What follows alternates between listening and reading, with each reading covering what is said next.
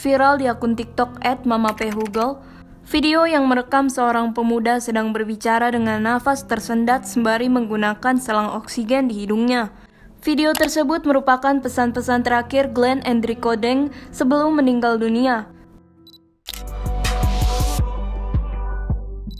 Semua orang Sangir kita sayang, semua kita sayang dunia ini. Tuhan Yesus memberkati pokoknya semua Tapi adik, tunggu ada ibu-ibu sana saksi. Salam Mek, salam J, salam John. Taekwondo, kasih terus bagus-bagus Tetap semangat, kita tetap semangat tetap semangat. Glenn adalah seorang atlet taekwondo asal Sahinge, peraih medali PON Papua untuk Sulawesi Utara. Ditemani seorang perempuan yang merupakan kekasihnya, Glenn terlihat berusaha untuk melanjutkan pesan terakhir meski sempat hampir terjatuh. Glenn mengucapkan perpisahan dengan keluarga kekasihnya, serta teman-temannya yang ada di perguruan taekwondo. Setelah selesai mengucapkan pesan terakhir, Glenn seketika terbaring di tempat tidur pasien, diduga meninggal akibat penyakit asam lambung yang dideritanya. Sobat Televisi, penyakit asam lambung atau GERD adalah penyakit kronis yang terjadi saat asam lambung atau empedu mengalir ke saluran makanan dan mengiritasi dinding di dalamnya. Gejala penyakit pada lambung ini sering diduga sebagai serangan jantung atau penyakit jantung koroner, karena gejalanya yang hampir mirip dengan nyeri dada. Tetapi benarkah penyakit asam lambung dapat menyebabkan kematian? Simak pembahasan Profesor Dr. Ari Faryalsyam berikut ini.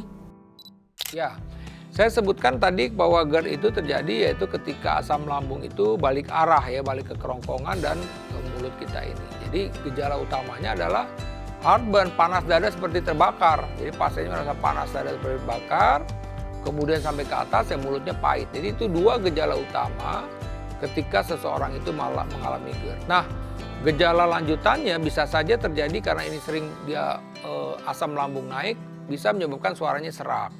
Kemudian di satu sisi juga kalau dia kena ke gigi bisa ngilu-ngilu giginya. Nah, ketika ini ke hidung dia rasa jadi rinitis radang pada hidung. Bisa juga dia ke telinga seperti pasien itu merasa budak gitu misalnya, tidak dengar gitu, atau tinnitus, bunyi-bunyi misalnya, itu juga berhubungan asam lambung. Dan bisa turun ke paru-paru itu pasien itu akan merasa sesak napas atau mengalami batuk kronis. Jadi ini hal-hal yang bisa timbul gejala-gejala yang bisa timbul ketika orang itu mengalami GERD.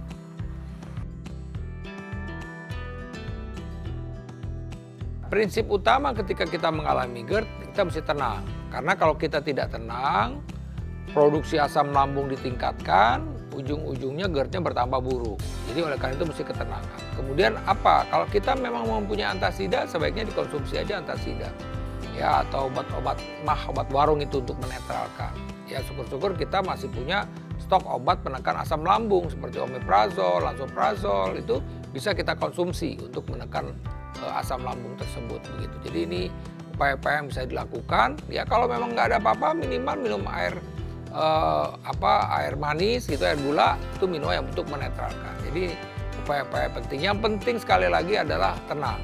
Kita jangan panik karena memang terus terang tidak nyaman ketika Anda mengalami GERD tersebut, rasa tercekik, susah bernapas ini hal-hal yang memang akhirnya memperburuk kondisi psikis kita. Jadi yang penting adalah kita tenang saja dengan tenang ini akan menekan juga produksi asam lambung kita.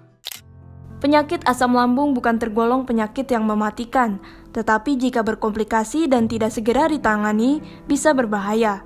Jadi meski tidak mematikan seperti serangan jantung, penyakit asam lambung atau GERD perlu ditangani agar tidak menimbulkan komplikasi. Stay safe and healthy, sampai jumpa di episode Health Today berikutnya.